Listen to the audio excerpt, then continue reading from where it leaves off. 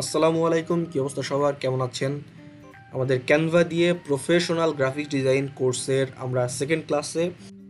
তো চলেন আজকে আমাদের ক্লাসে চলে যাই। আজকে আমরা শিখব ক্যানভার যে অ্যাকাউন্ট সেটআপটি আছে, মূল বৈশিষ্ট্য এবং টুলসগুলো সম্পর্কে। টুলস মোটামুটি অনেক কিছু আমরা জেনেছি, আজকে আমরা আরও বিস্তারিত জানবো এবং টেমপ্লেট এবং ডিজাইনের যে ক্যাটাগরিগুলো আছে সেগুলো আমরা এক্সপ্লোর করব, ঠিক আছে? তো চলেন আমরা চলে যাই ক্যানভাতে।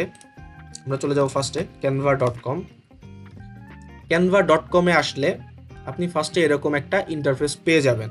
আর যদি না পান, আমরা আগে একটা অ্যাকাউন্ট সেটআপটা আমরা দেখে নিই। তো আমরা ফার্স্টে চলে আসবো canva.com। canva.com লিখলেই চলে আসবে। তো আপনাদের এরকম নাও আসতে পারে। তো আমি একটু লগ আউট করে নিই। লগ আউট করলে আসলে বুঝতে পারবেন যে আপনাদের কি রকম আসবে। তো আপনাদের ফার্স্টে এরকম আসবে। আপনারা কি করবেন, এখান থেকে কন্টিনিউ অথবা গুগল দিয়ে কন্টিনিউ একটা বাটন আসবে, সেখানে আপনাদের মেইল অ্যাড করে দিবেন।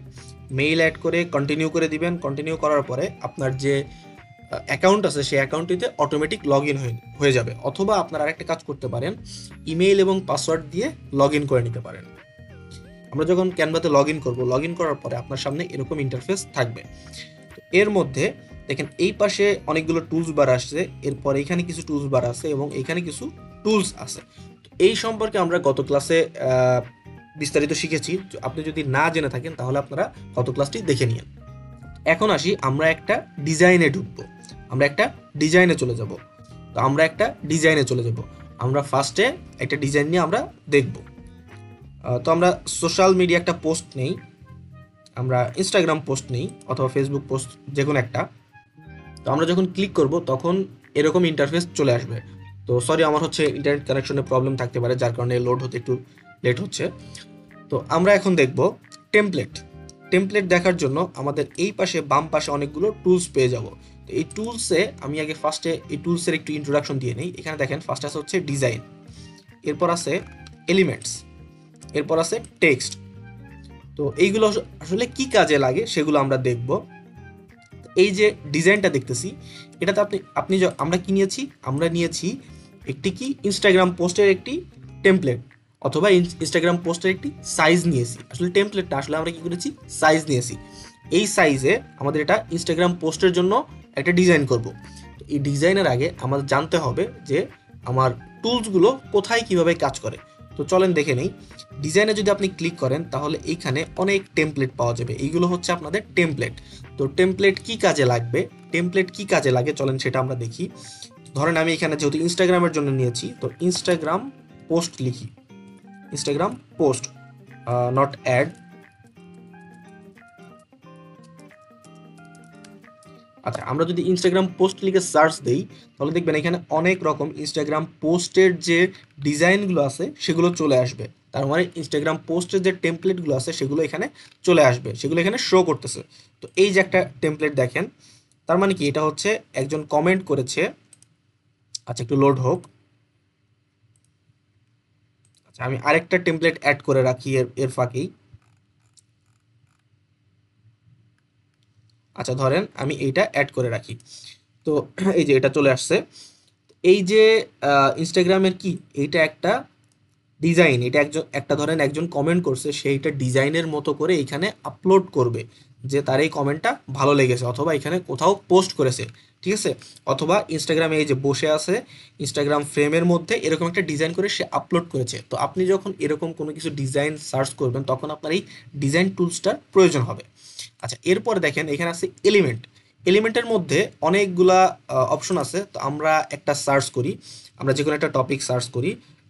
ধরেন যেহেতু আমরা ইনস্টাগ্রাম নিয়ে দেখতেছি, তো আমরা লাইক লাইক বাটনটা সার্চ করি। ধরেন আমরা একটা লাইক বাটন নিব, ঠিক আছে? তো অলের মধ্যে এখানে দেখেন এখন অনেকগুলো সাব ক্যাটাগরি ওপেন হয়েছে, ঠিক আছে? তো এই সাব ক্যাটাগরির মধ্যে একটা আছে অল। তো অলের মধ্যে অনেক সময় কুইকলি পেয়ে যাবেন অথবা গ্রাফিক্সে যাবেন। গ্রাফিক্সে গেলে এই যে লাইক আছে, এই লাইকের গ্রাফিকগুলো পেয়ে যাবেন। এরপর আছে ভিডিওস।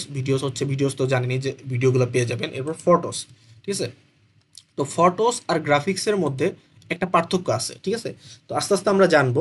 জাস্ট বেসিক পার্থক্যটা গ্রাফিক্স হচ্ছে কোনো কিছুর টুলস যেটা আপনি চেঞ্জ করতে পারবেন, যেটার কালার চেঞ্জ করতে পারবেন, যেটার শেপ অথবা আরও অনেক কিছু এখানে এডিট করতে পারবেন। কিন্তু ফটোসে অনেক সময় সেটা করা যায় না, কারণ ফটোসটা যেহেতু একটা ইমেজ ফরম্যাট, তো সেক্ষেত্রে আপনি অনেক কিছুই করতে পারবেন না।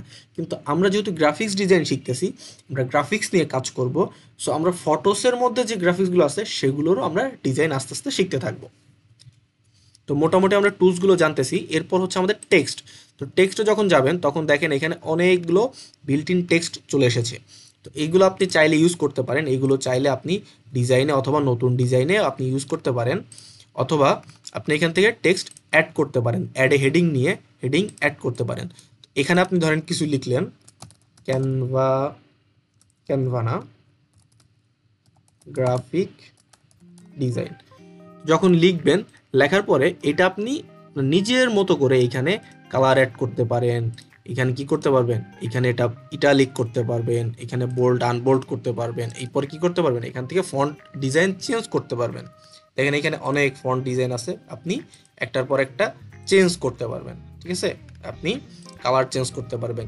ইভেন আপনি এখানে কি করতে পারবেন, এখানে অনেক অ্যানিমেশনও অ্যাড করতে পারবেন। এটার কি করতে পারবেন, দেখেন এখানে আউটলাইন দিতে পারবেন। তো আমরা এটা ধরেন আপনি এটা কি করবেন, কপি করবেন। কপি করার জন্য কি করতে হবে, জাস্ট উইন্ডোজের অল্টার প্রেস করে মাউস দিয়ে এটাকে ড্র্যাগ করে ছেড়ে দিলেই কপি হয়ে যাবে, অথবা আপনি কন্ট্রোল-C কন্ট্রোল-V দিয়ে কপি করতে পারেন। আচ্ছা ধরেন এটা আপনি কি করব, এটার আমি আউটলাইন দিব। দেখেন এইখানে দেখেন আউটলাইন, আপনি চলে যাবেন ইফেক্টে চলে যাওয়ার পরে দেখবেন এখানে অনেকগুলো পপ আপ শো করবে।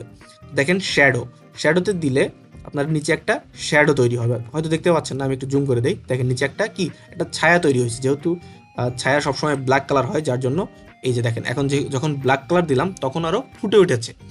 এরপরে আমি চলে যাই লিফট মানে হচ্ছে নিচে থেকে একটু উপরে আসে সেরকম একটা ইফেক্ট তৈরি হয়েছে।